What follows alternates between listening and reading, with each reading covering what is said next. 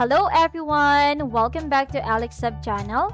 Sa video na ito, tuturuan ko kayo kung paano gawin ang manual calibration para sa ating 4DOF robotic arm gamit lang ang serial monitor. So kung ikaw ay gumagawa ng DIY robotic arm gamit ang Arduino at servo motors, napakahalaga ng calibration bago ka mag-automate ng kahit anong task tulad ng pick and place, color sorting, or stacking. So, bakit nga ba mahalaga ang calibration?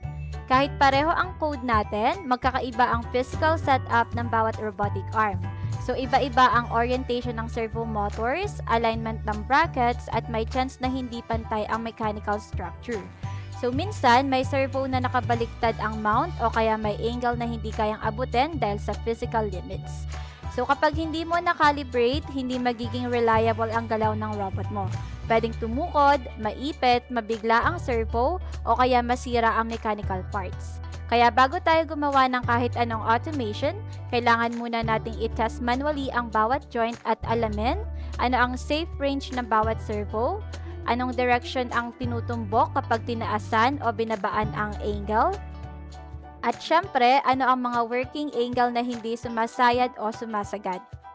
So, ang goal natin dito ay makuha ang accurate movement ng bawat joint para mas madali tayong makagawa ng mga automated sequences later on. At ang maganda dito, hindi mo kailangan ng complicated interface, serial monitor lang sapat na. So, tara, simulan na natin i-explore ang calibration code ng ating 4DOF robot. So, simulan muna natin dito sa ating code. Ipapaliwanag ko ito step by step para maintindihan natin ang bawat part ng code at ma-apply mo agad sa sarili mong build. So, para sa ating calibration, ang code na gagamitin natin ay ito. So, explain ko lang guys, part by part itong code natin para may idea kayo kung paano ba ito nag-work. So, unang-una, kailangan natin i-import ang servo.h library. So, ito yung built-in library ng Arduino na ginagamit para makontrol natin ang servo motors. Kapag wala ito, hindi natin magagalaw ang mga servo gamit ang code. Kaya ito ang pinakaunang linya na kailangan sa ating sketch.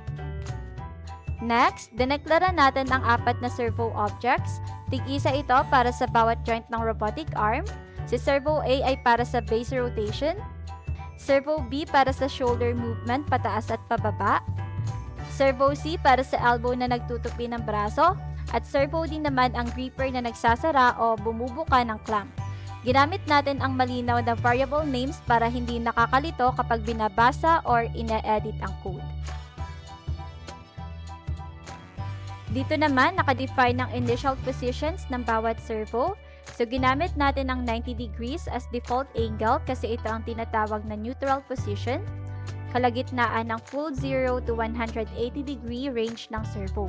So, safe ito para sa initial setup para hindi bigla ang bumangga o tumukod ang mga braso kapag nag-power up. Then, nag-define din tayo ng 2 variables para sa input handling.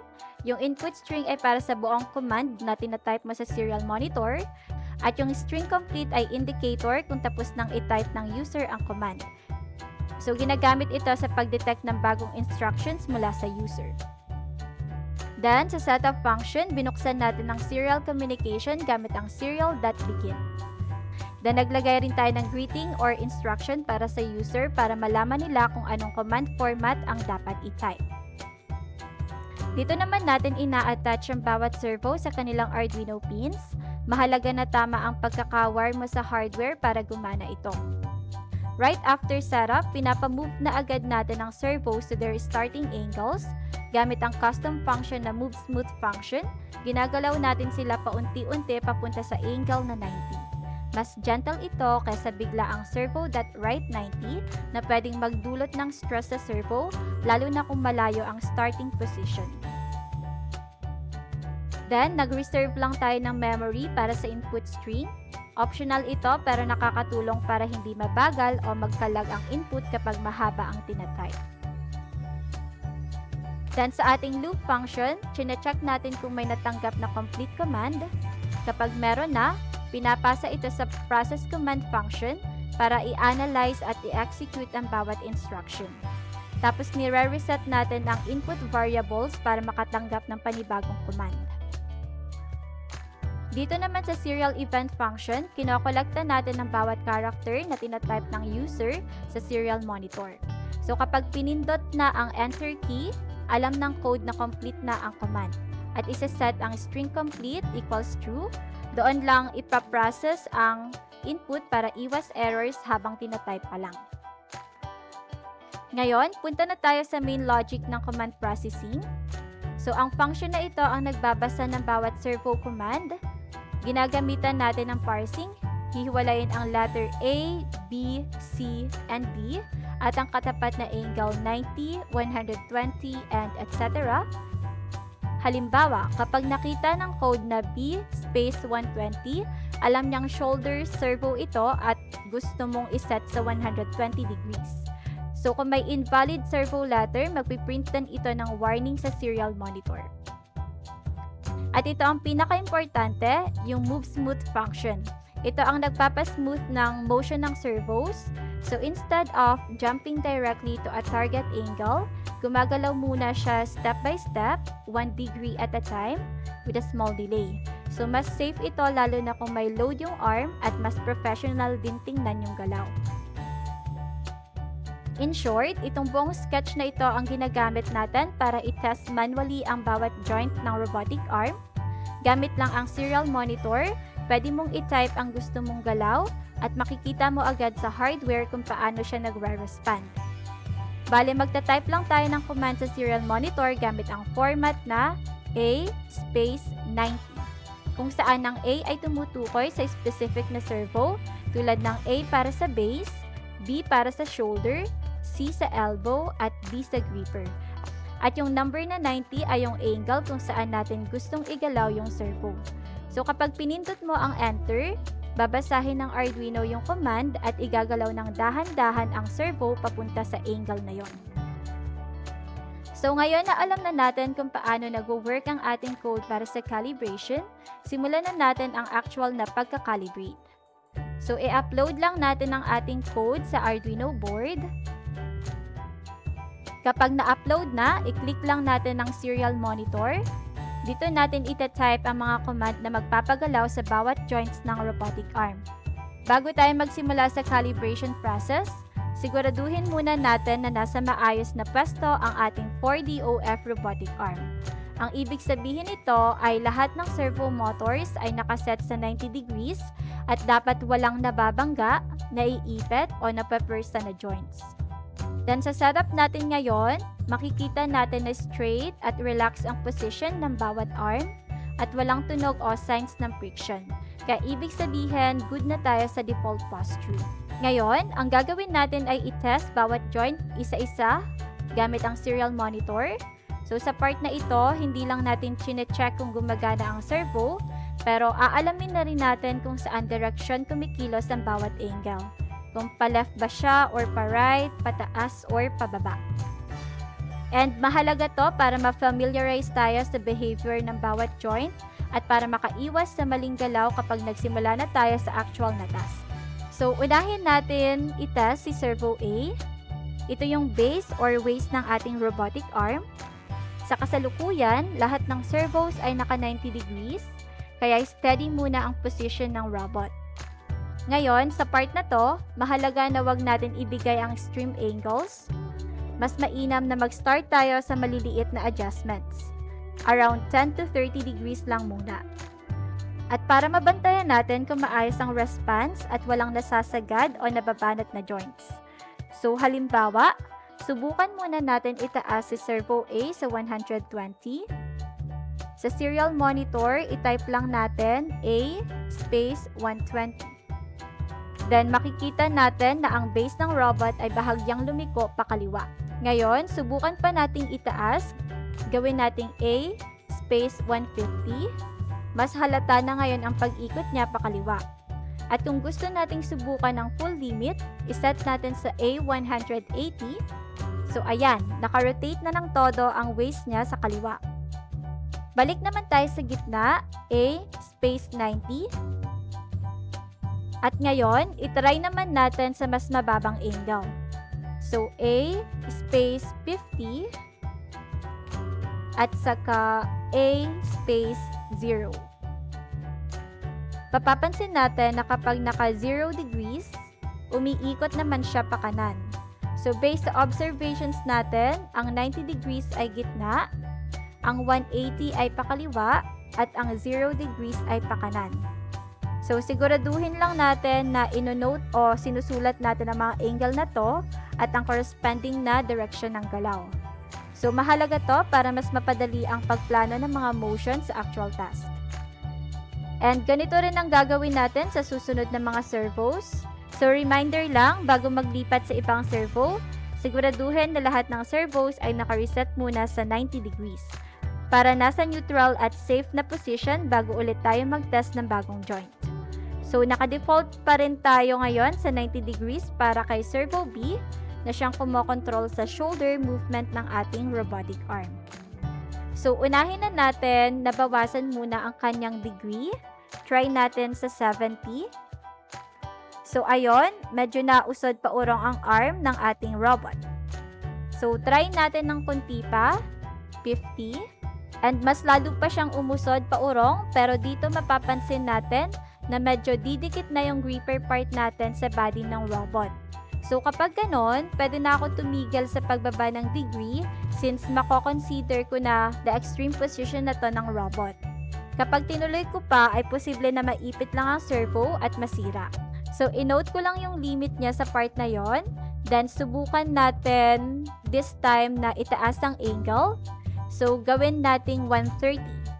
So mapapansin natin na bumaba ang robot. Sa angle na to, halos dumidikit na ang arm sa floor.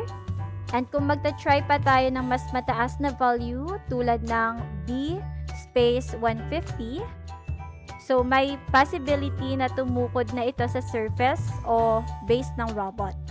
So kapag nangyari yon, delikado dahil pwedeng mapersa o masira ang servo. Kaya paalala lang, kapag nakaramdam kayo ng resistance, biglang tunog o may naipit habang nagtitest, wag na ipilit pa ang angle na yon.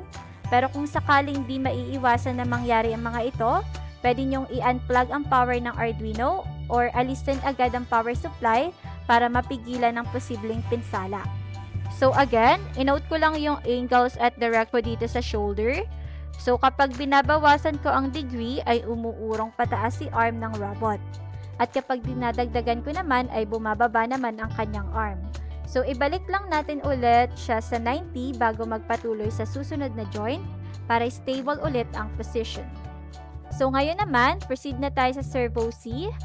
Ito ang nagko-control sa elbow ng ating robot.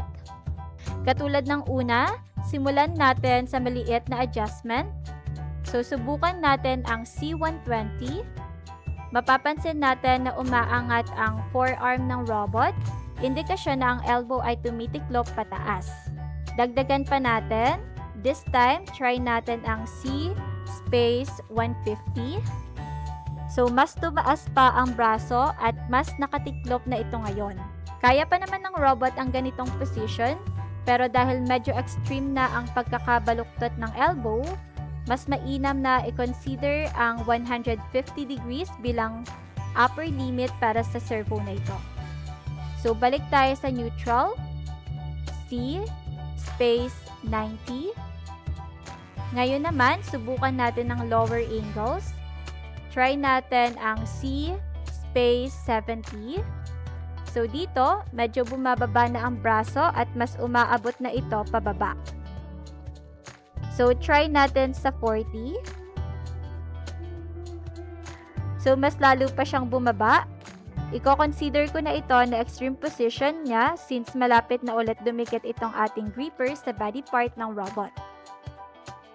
Sa observations natin para sa servo C, habang tumataas ang angle, mas tumitiklop pataas ang elbow. Habang bumababa naman ang value, mas bumabagsak ang braso pababa. So, note natin ang mga usable angles at direction ng galaw and ibalik natin sa C space 90. And now, let's move forward sa servo D.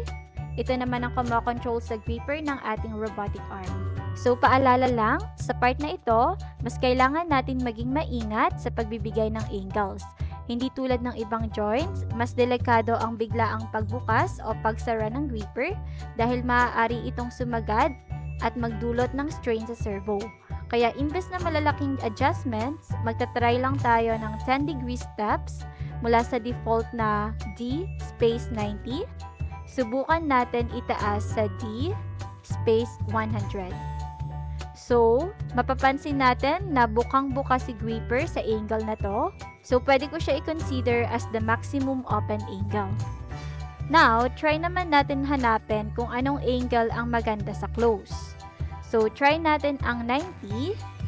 So, medyo kulang pa. Try naman natin ang 85. So, ito, okay na to since hindi naman dikit na dikit at hindi rin naman bukas masyado si gripper. So, based sa test natin, kapag tumataas ang angle, bumubukas ang gripper. Kapag bumababa ang angle, sumasara naman siya. So, inote natin ang working range mula 85 hanggang 100 degrees ang recommended safe values para sa gripper operation. So, ibalik lang natin sa D90 para nasa neutral state lahat ng servos. So, ayun lang muna para sa testing ng bawat servo. Sa phase na to, nalaman na natin kung ano-ano ang working angles ng bawat joint at anong direction ang galaw kapag tinaasan o binabaan ang mga values. So, ulitin lang natin na iba-iba ang behavior ng robot depende sa pagkakagawa. Kaya laging i-check ang movement at wag agad isagad ang angles kung hindi pa sigurado sa limit ng build nyo. At syempre, huwag kalimutan na ang bawat servo ay nakadepende rin sa position ng ibang joints. Kaya hindi laging safe ang 0 or 180 sa lahat ng scenario. Ngayon na malinaw na sa atin ang galaw ng bawat arm, ready na tayong lumipat sa susunod na step, ang actual calibration. So, simple lang muna ang gagawin natin. Susubukan natin ang isang basic pick and place motion gamit ang box. So, ang goal natin dito ay tukuyin at itala ang tamang angle ng bawat servo para makabuo tayo ng smooth at maayos na galaw. So, mula pagkuha ng box hanggang pagbitaw nito. Pero bago yon, siguraduhin muna nating naka-reset ang robot. So, i-reset lang natin si Arduino para bumalik ang lahat ng servo sa 90 degrees. Kapag naka-neutral na ang mga servos, pwede na tayong mag-calibrate. So, una, mapapansin natin na medyo maliit yung pagkakabuka ng aking gripper.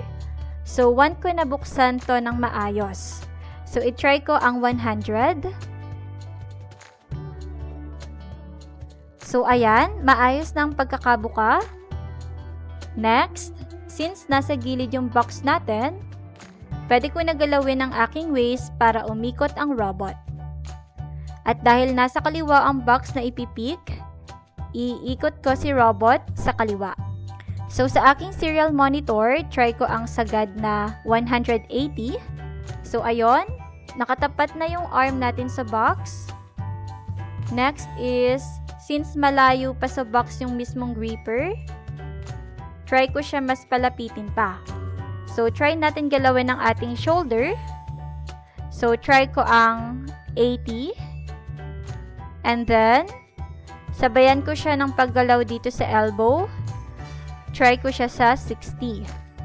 So, medyo kulang pa. So, try ko sa 50. Kulang pa rin. So, try natin isagad sa ating limit which is 40. So, ayan, mukhang okay na to. So, sunod ulit natin na galawin ay ang ating shoulder para mas bumaba pa siya. So, ngayon ay naka 80 siya. So, gawin nating 90. So, medyo kulang pa. Try natin ang 100.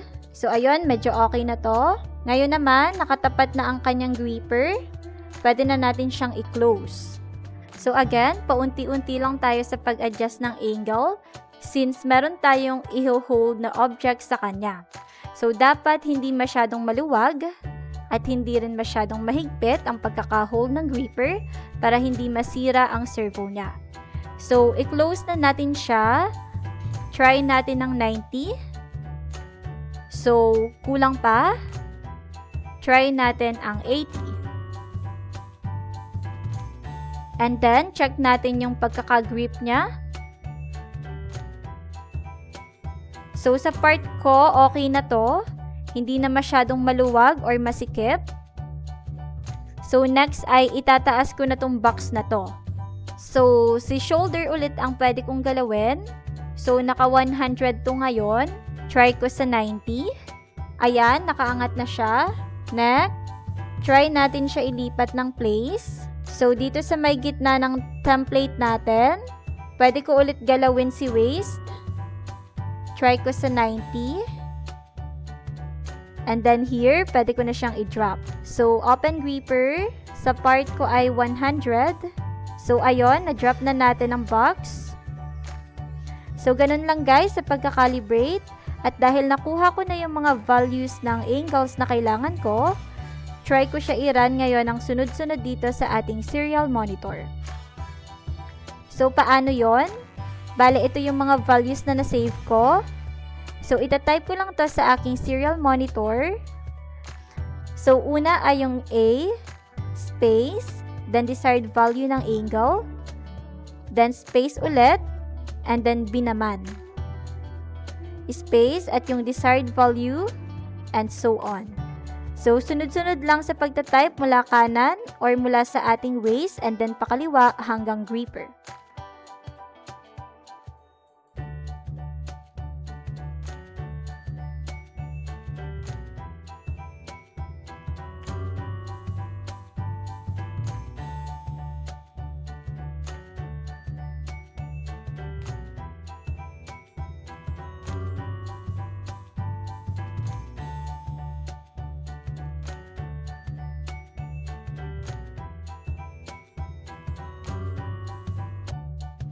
So, ayun guys, nagawa na natin yung ating gustong ipagawa kay robot. Simpleng pick and place lang naman yung kinalibrate natin, pero napakalawak pa ng pwede natin gawin dito sa ating 4DOF robotic arm, kagaya ng stacking, color sorting, at voice command. So again, gusto ko lang i-remind kayo ng mga importanteng bagay bago tayo mag-end. So, laging mag-test ng servo movement dahan-dahan. Huwag agad sa 0 or 180 degrees kung hindi pa sigurado sa orientation. Then, observe the direction ng bawat joint habang nagtitest para mas madaling magplano ng motion. And kapag may nakatukod or may resistance, huwag ipilit, i-reset agad ang Arduino. Then, ilista nyo lahat ng working angles habang nagka-calibrate. Ito ang magiging base ng automated sequences later on. Lastly, gamitin ang serial monitor para manually itest ang bawat motion bago isulat ang final automation code. So there you have it guys! Successful ng testing and calibration ng ating 4DOF robotic arm. Sana may natutunan kayo at ma-apply nyo ang mga ito once mag-calibrate kayo ng inyong robot. So, thank you for watching. Don't forget to like, comment, and subscribe para updated kayo sa mga bagong tutorials. This is Alex Hub, powering up your projects. Kita-kits sa next video.